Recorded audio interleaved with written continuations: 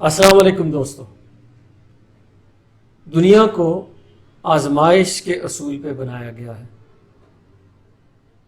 عام طور پہ یہ سمجھا جاتا ہے، غلط سمجھا جاتا ہے کہ دنیا کامیابی اور ناکامی کے اصول پر بنی ہے۔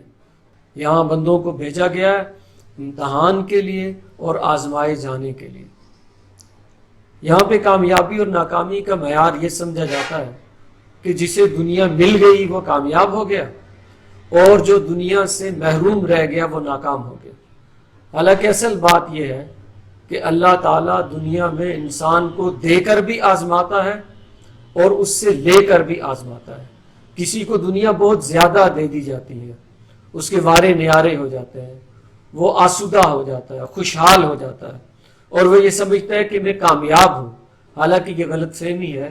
یہ ایک آزمائش کا طریقہ ہے کہ اللہ تعالیٰ دنیا کو دے کے انسان کے حوالے کر کے یہ آزماتے ہیں، دیکھتے ہیں کہ وہ کیا کرتا ہے۔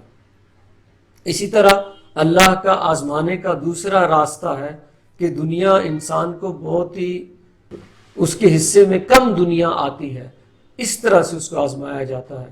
تو کہا یہ جاتا ہے کہ جو صاحب عقل و بینش یہ کہتے ہیں کہ یہ جو پہلے والی آزمائش ہے کہ جس میں دنیا دے دی جاتی ہے اور پھر اس کو آزمایا جاتا ہے، یعنی بہت سا مال و متاع اور خوشحالی دے کر آزمایا جائے، تو یہ ایک مشکل آزمائش ہے۔ اس کے مقابلے میں وہ شخص کہ جس کو اتنی دنیا نہیں دی گئی بلکہ وہ خوشحالی کے مقابلے میں کسی درجے میں بدحالی میں اس نے زندگی گزاری اور بہت ہی تھوڑی دنیا اس کو ملی، دنیا کی آسائشوں میں سے، رزق میں سے بہت تھوڑا حصہ اس کو ملا، تو وہ شخص، اس کی جو آزمائش ہے وہ ہلکی ہے۔ سورہ فجر میں یہ مضمون آیا کہ جس شخص کو دنیا دے دی جائے تو وہ یہ سمجھتا ہے کہ اللہ تعالیٰ نے اس کے ساتھ بڑا ہی خیر والا معاملہ فرمایا ہے اور اللہ اس سے بڑا خوش ہے، اور جس سے دنیا لے لی جائے تو وہ یہ سمجھتا ہے کہ اس کو اللہ نے ذلیل کر دیا۔ حالانکہ یہ معاملہ ایسے نہیں ہے۔ دنیا آزمائش کے اصول پہ بنی ہے اور دنیا میں بندے آزمانے کے لیے بھیجے گئے ہیں۔ اصل کامیابی اور ناکامی کا گھر تو آخرت ہے۔ آخرت میں انسان کی کامیابی اور ناکامی کا فیصلہ ہوگا۔ یہ جو ہم کہتے ہیں، دعا مانگتے ہیں، ربنا آتنا فی الدنیا حسنہ وفی الآخرۃ حسنہ، بعض ہمارے دوست اس کو یہ سمجھتے ہیں کہ دیکھیں اللہ تعالیٰ نے دعا میں بھی دنیا کی کامیابی کو یا دنیا کو پہلے رکھا ہے۔ اصل بات یہ ہے کہ وہ دنیا حسنہ ہے جس کا نتیجہ آخرت میں کامیابی پر نکلے۔ اس میں یہ نہیں ہے کہ وہ امارت والی زندگی ہو یا غربت والی زندگی ہو، نہیں، وہ زندگی حسنہ ہے، وہ دنیا حسنہ ہے کہ جس کا نتیجہ آخرت میں حسنہ پہ نکلے۔ وہ دنیا جس میں بہت سا مال و متاع مل گیا، سب کچھ مل گیا، لیکن اس کا نتیجہ یہ نکلا کہ اس دنیا کی آخرت ناکامی پہ جا کے اس کا نتیجہ نکلا، تو وہ دنیا حسنہ نہیں ہے۔ تو اس کو اس اصول پر سمجھنا چاہیے، ایک بات۔ دوسری بات یہ ہے کہ اس دنیا کے ساتھ اللہ تعالیٰ نے، جب تک کہ انسان کی زندگی ہے، اللہ نے اس دنیا کے ساتھ انسان کو باندھ دیا ہے، اس کی گرہ لگا دی ہے۔ وہ اس سے جان چھڑا کے دنیا کے تقاضوں سے نکل کے آخرت کے لیے جدوجہد نہیں کر سکتا۔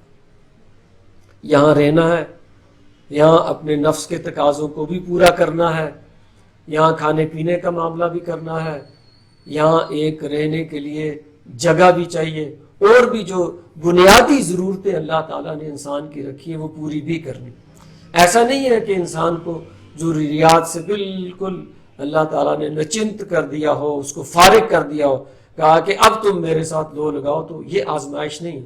آزمائش یہ ہے کہ دنیا بہت خوبصورت ہے، دنیا کی چیزیں بہت بھلی ہیں، دنیا بہت میٹھی ہے، یہ اپنی طرف کھینچتی ہے، اور اللہ کا حکم ہے کہ تم اس میں سے صرف اتنا لو جو تمہارے لیے ضروری ہے، اور تم آخرت کے لیے جدوجہد کرو۔ دنیا کو ہم نے تمہارے لیے بنایا ہے اور تمہیں آخرت کے لیے بنایا۔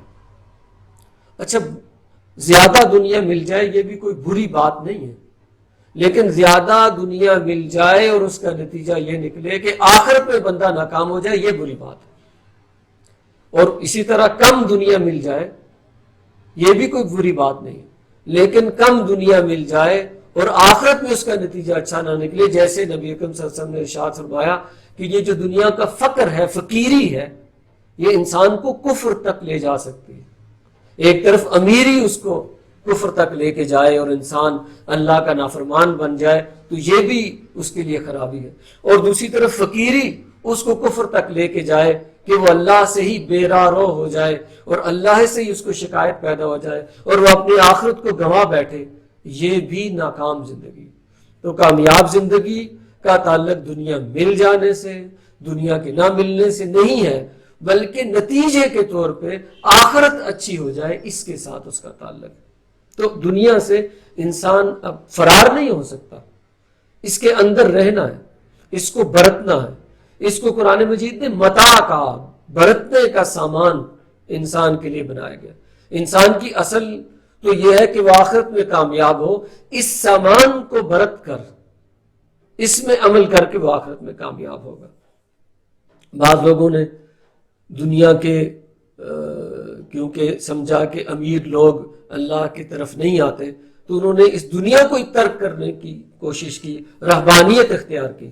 سورہ حدید میں اللہ تعالیٰ نے فرمایا کہ یہ جو رہبانیت ہے اس کو اللہ تعالیٰ نے ان لوگوں پہ فرض نہیں کیا تھا، انہوں نے خود ہی یہ بدعت ایجاد کر لی، لیکن وہ پھر اس کو نبھا نہیں سکے۔ جو راہب لوگ ہیں انہوں نے بظاہر تو دنیا کو ترک کیا، لیکن دنیا کو ترک کرنا بھی مشکل ہے۔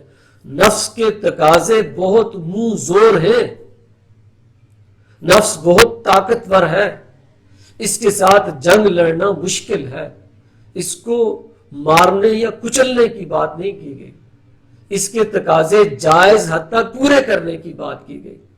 تو جائز حد تک دنیا کو لینا، اس میں ایسے حالات پیدا ہو جائیں کہ انسان کو زیادہ دنیا مل جائے کوئی فرق نہیں پڑتا، اور ایسے حالات ہوں کہ وہ کم دنیا اس کو ملے کوئی فرق نہیں پڑتا، جب تک کہ اس کا نتیجہ یہ نکلے کہ وہ آخرت میں کامیاب ہو جائے۔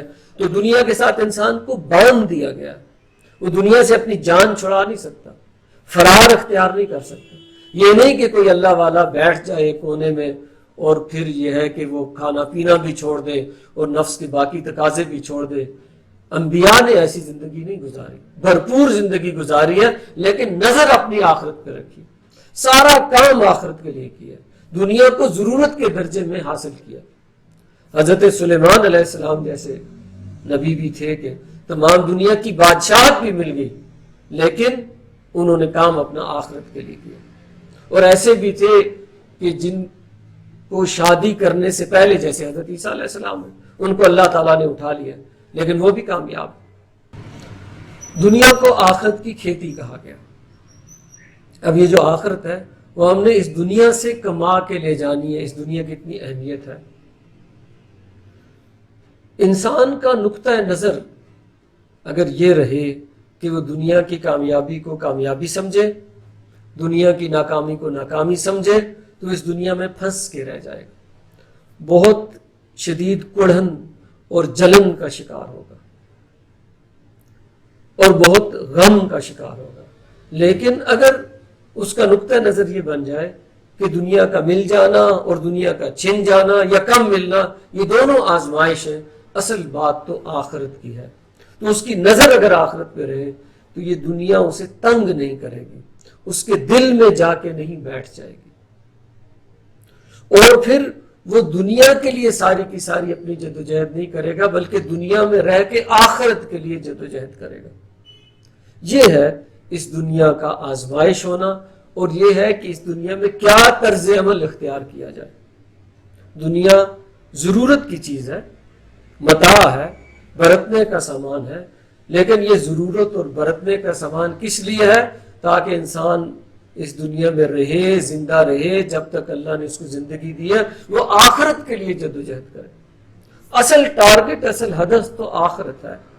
اگر اس ہدف کو بھول گئے تو سب کچھ ختم ہو گیا۔ سورہ کہف میں آیا کہ کیا میں تمہیں ان لوگوں کی خبر نہ دوں کہ جو عمل کے لحاظ سے سب سے زیادہ گھاٹے میں، وہ کون ہے؟ کہ جن کی جدوجہد ساری کی ساری اس دنیا میں لگ گئی اور وہ یہ سمجھتے رہے کہ انہوں نے بڑا اچھا کام کیا. جس کی جدوجہد ساری کی ساری اس دنیا میں لگ گئی، اس نے کوئی اچھا کام نہیں کیا، اس نے کوئی بڑا کام نہیں کیا، وہ کوئی کامیاب نہیں ہوا، ناکام رہا. ہاں جس شخص نے دنیا کو اس طرح سے برتا، اس کو متاع سمجھ کر، اس کو برتنے کا سامان سمجھ کے وہ اس طرح سے برتا کہ وہ نتیجے کے طور پہ آخرت میں کامیاب رہا، تو اس کی دنیا بھی حسنہ ہے، اس کی آخرت بھی حسنہ ہے. یہ وہ نقطہ نظر ہے، یہ وہ زاویہ نگاہ ہے کہ جس سے اگر دنیا کو دیکھا جائے تو اپنی دنیا کو بھی حسنہ بنا سکتے ہیں اور اپنی آخرت کو بھی حسنہ بنا سکتے ہیں. اقول قولی ھذا واستغفر اللہ لی ولکم ولسائر المسلمین والمسلمات. جزاک اللہ.